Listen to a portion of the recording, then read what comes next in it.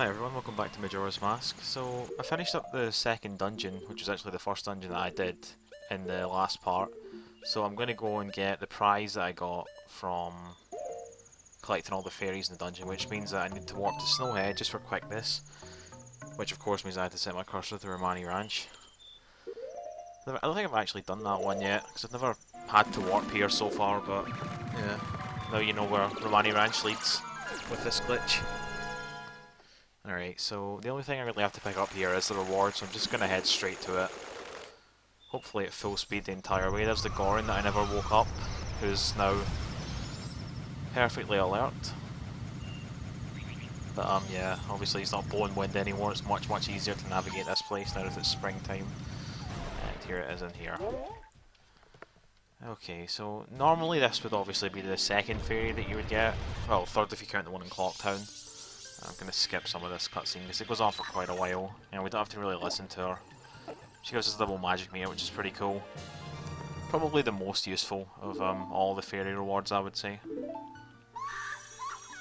Okay, so now that that's out of the road, I'm going to warp back to Mountain Village. Let me just put the cursor to Deku Palace. And warping back here should take me straight to Mountain Village. Let's just see. Yep.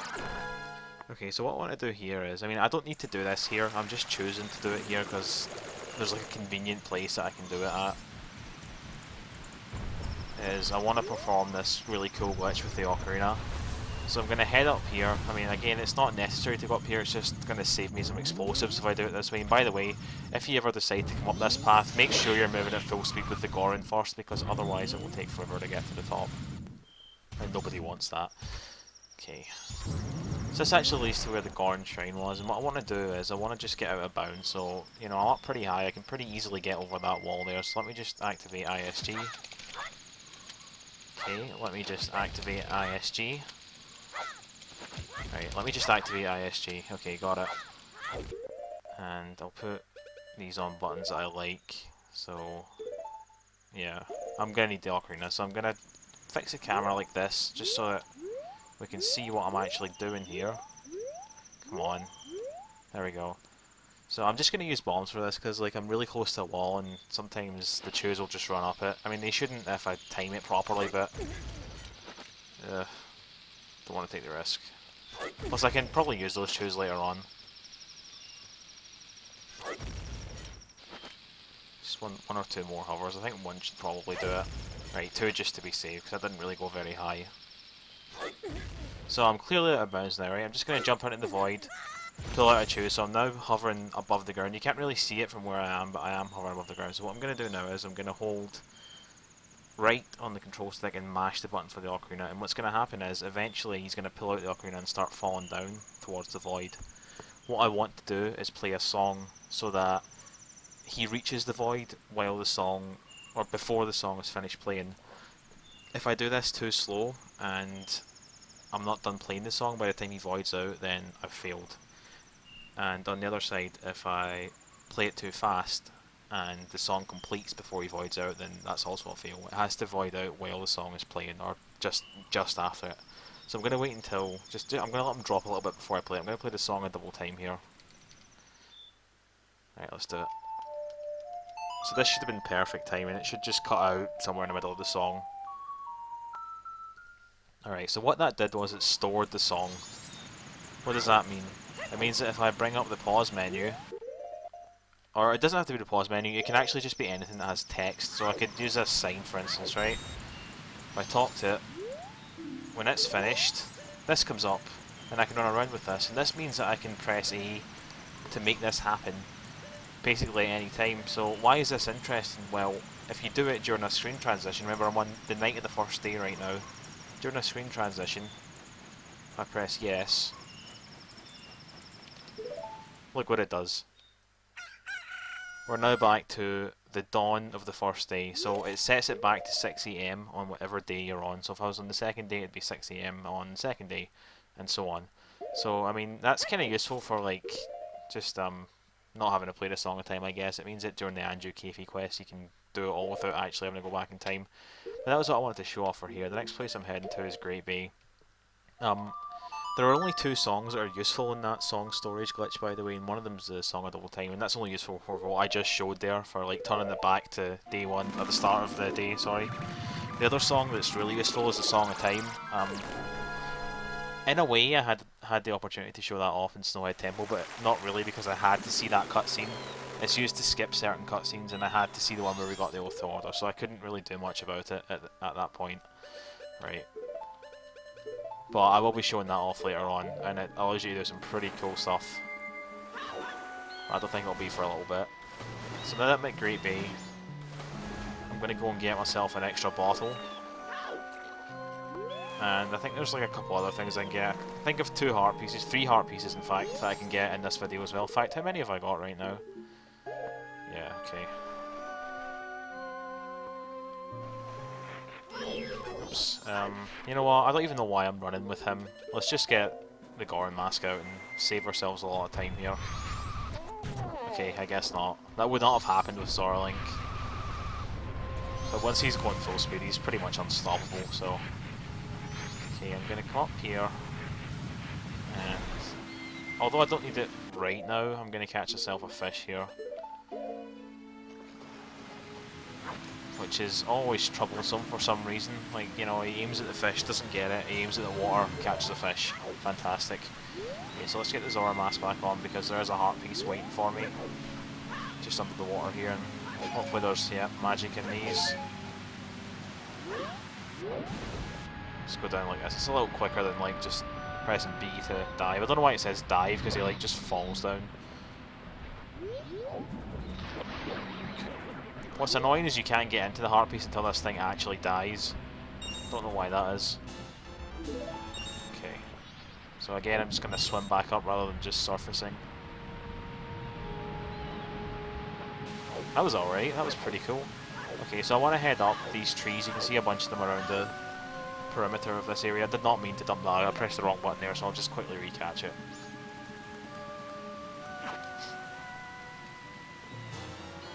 Okay, Zora mask off. Let's see. Okay, I need to be a little bit further back. A little bit further back still.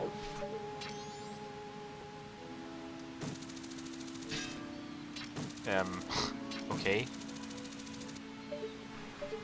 This isn't really the first tree you're supposed to catch onto, so I really don't know why it's not working though.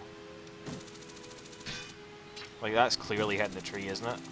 Okay, I guess it was just like hitting the invisible top of this wall or whatever. Doesn't really matter too much.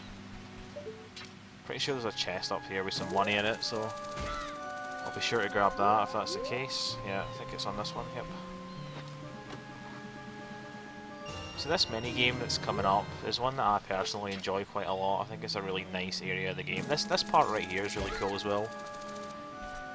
I like sort of almost platformy sections. I mean, it's not really because you're using like an item to get from one area to another, you're not just jumping about, but you know what I mean. But yeah, this minigame in here is one that a lot of people, from what I've read, don't really like too much. It's not a race, it's just sort of following the beavers through a series of rings, and let me tell you, in the 3D version of this game, this is a lot harder than it is in the N64 one, because the swimming for Zora has been gimped so hard. Alright, let me just talk to this kid.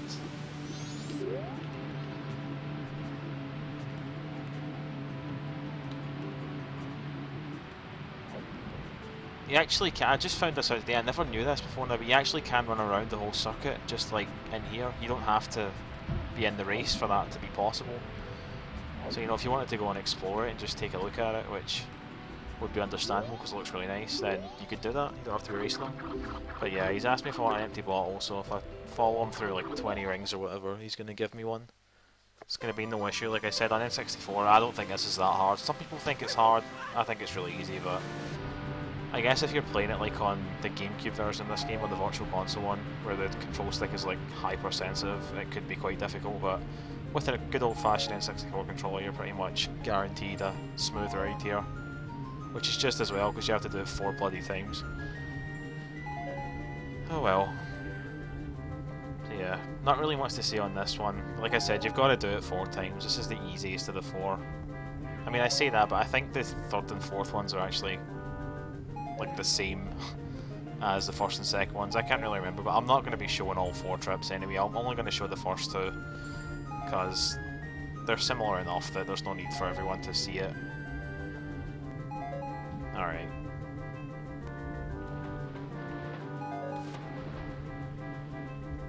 But yeah, I like this area. I think this looks more like a swamp than the actual swamp. I don't know why. Like, if the water was a little bit more polluted looking, I think it would be a really convincing swamp.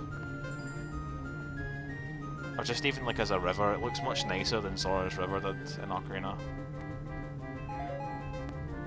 It's just an overall cool area.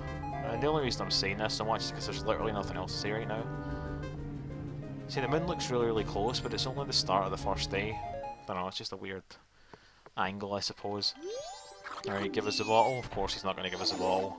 But I already spoiled that fact by telling you have to do it 4 times. Okay, so you're going to race the older brother now. He's quote-unquote harder than the first one. It's actually exactly the same in terms of difficulty, it's just there's more rings now. Well, I guess in a way that does make it a little bit harder, because some of the rings are, yeah, you have to like make sharper turns or whatever. Because yeah, that totally adds like a lot of challenge and whatever. Anyway. You're probably going to be sick of this little, like this music that you can hear by the end of this playthrough, because every single minigame, and I do mean that, literally every single minigame that I can think of has this music. And by a minigame I mean something like this, you know, where you're timed and you're trying to like get a certain score or whatever. So things like the Dampy Ball, which doesn't have any music, don't really count. And this is a new addition. This ring wasn't in the Little Brother race. I think this one might have been. Here's the only difficult part, and I mean I use that term very lightly, it's not hard at all. But it's the only part that you might see and think, crap, I might not get this first try. And in the 3DS version you won't, because you'll be banging into these like there's no tomorrow, seriously.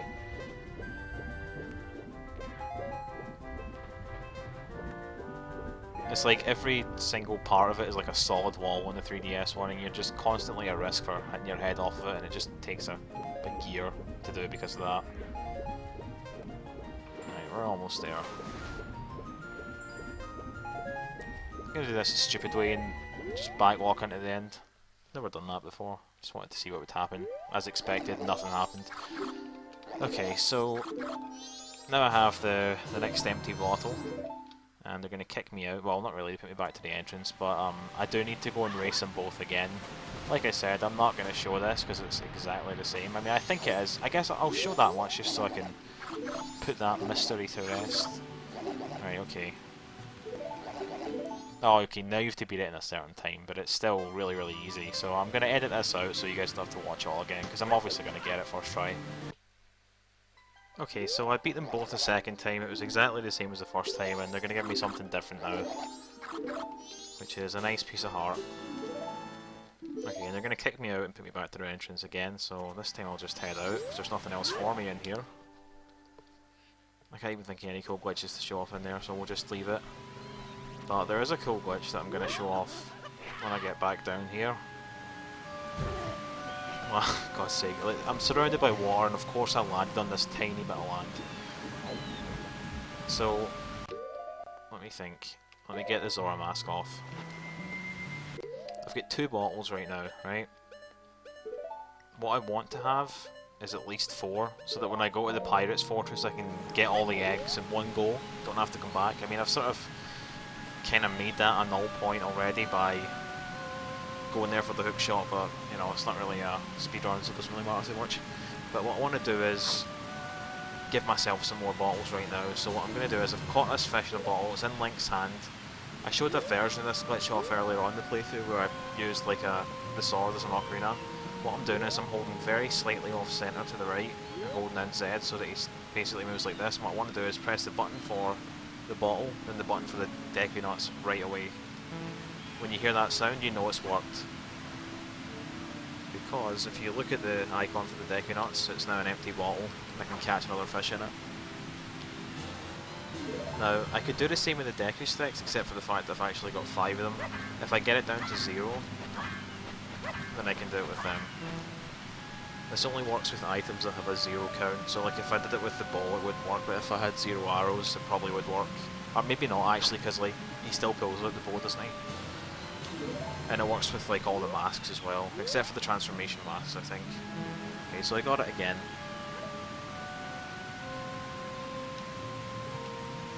And I'll just catch this again, because I'm going to need all these fish in a second anyway. And I believe I've still got one extra bottle here.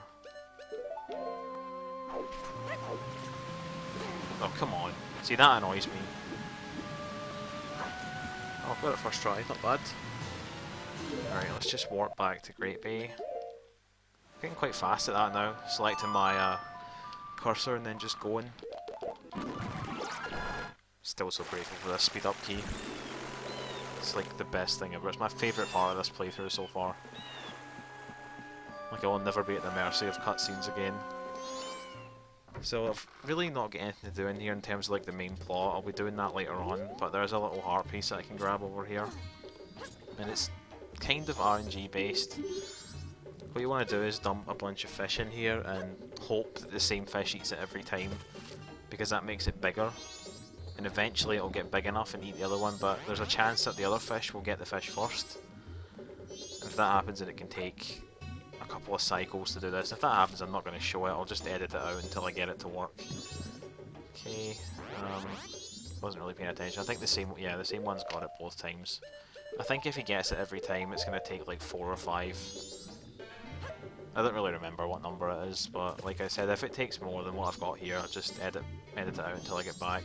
Yeah, see, the smaller one got it that time, so we're going to be here for a bit. Just give this one to it first.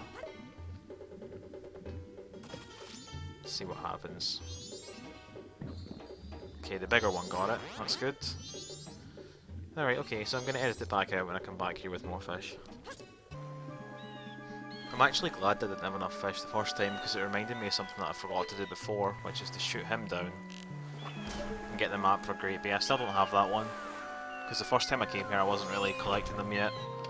So let's just grab that while we're here. Don't need the stone tower one, I can get that for a cheaper price when I actually go there. Okay, oh, so that's where he says the thing about not stealing them. Okay, I was wrong before. He only says it the first time on a new cycle, I guess. So I should definitely have enough, like even if it's distributed between them now, I should definitely have enough. I'd be shocked if I don't. Okay, camera's getting a little bit messed up there. Just fast forward this, shall we? Alright, is it gonna eat it? Yeah, okay, so I got 3 extra fish for no reason, but whatever, it's better to be safe. So there's a really small heart piece. But, yep, that'll be it for this segment, guys. I think in the next one I'm going to go and do the Oceanside Spider House and probably some other cool stuff, which is over there. So, thank you for watching, and I'll see you in the next video.